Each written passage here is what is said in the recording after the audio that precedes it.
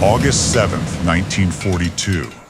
Pre-dawn engines rumbled across the airstrips of New Britain as the Pacific held its breath. The jungle was thick, damp, and unforgiving. Rabaul was ready for war long before sunlight arrived. Sakai, a hardened ace of the Tainan Air Group, approached his Mitsubishi A6M2 with ceremonial calm. Fellow pilots admired a man with legend status.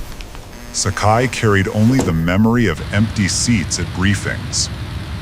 Orders came through before takeoff. American Marines had seized an unfinished Japanese runway on Guadalcanal. Every Japanese supply convoy into the Solomon Islands would now sail under Allied eyes if that runway survived. The mission was stark. Escort 27 Betty bombers. Strike Guadalcanal, Tulagi, and Florida Islands. Hold American fighters off, then carve a path back home. The Zeros climbed like pale-winged raptors, guarding older birds built for bomb loads, not duels. Heat waves shimmered on the runway glass. Sea glare bounced violently into cockpits. 15,000 feet up, the escort unit discovered that American Navy aircraft were not afraid to slash through bomber boxes. What Sakai mistook at first for Wildcats was a ring of defensive SBD Dauntless dive bombers circling above the islands at about 13,000 feet. Each craft carried tail gunners behind cramped canopies, guarding the formation with mechanical discipline. One Dauntless nosedived toward a Japanese evacuation column below. Sakai intercepted from underneath, forcing the dive angle to break early. A rear gunner opened fire in response, unleashing a short burst meant to defend, not hunt.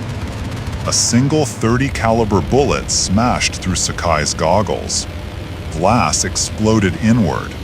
The round creased his skull and detonated his awareness into white flash, then red vacuum edges. His right eye went instantly blind. His left eye blurred into a shaking window stained with blood and shock. The Zero rolled inverted and began falling toward the Pacific. No time for grief or fury, only instinct. He clawed the stick and forced the aircraft upright before the ocean swallowed him. Altitude recovery became a desperate negotiation between body and machine. The Grumman F-4F Wildcat that later strafed his plane tore holes along fuselage seams, but the precious core, his engine block, remained untouched.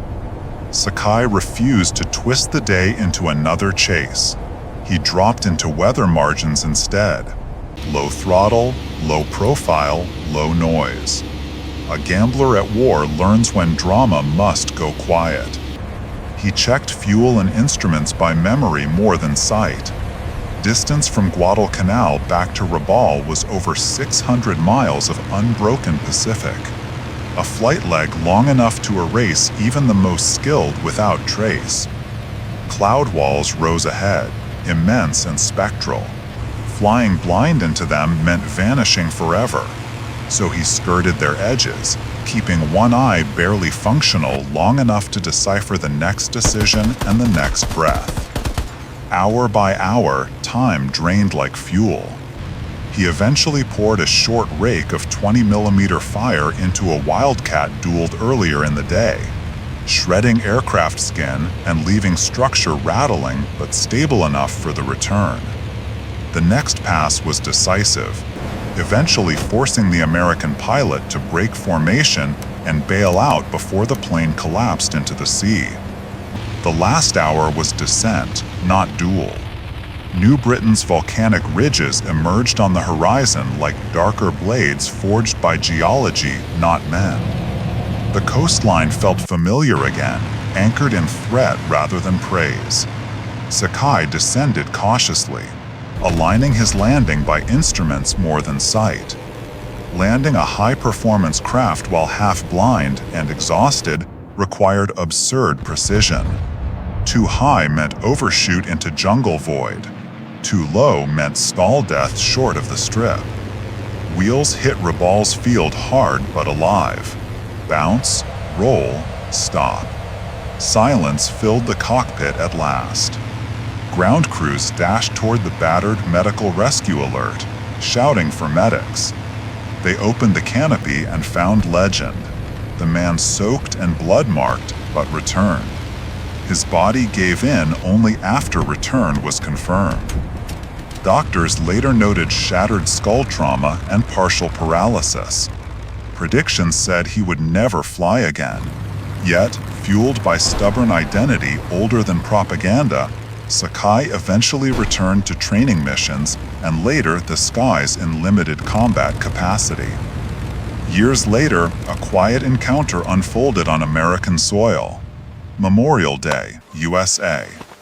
Sakai met the young rear gunner who fired that bullet, now a survivor of the same indifferent sky.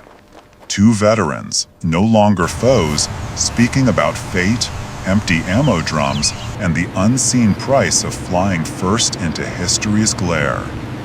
The Pacific swallowed aircraft, not the promise. Sakai kept it. The sky admired a sword. History remembered a man who flew without surrender into void and still returned.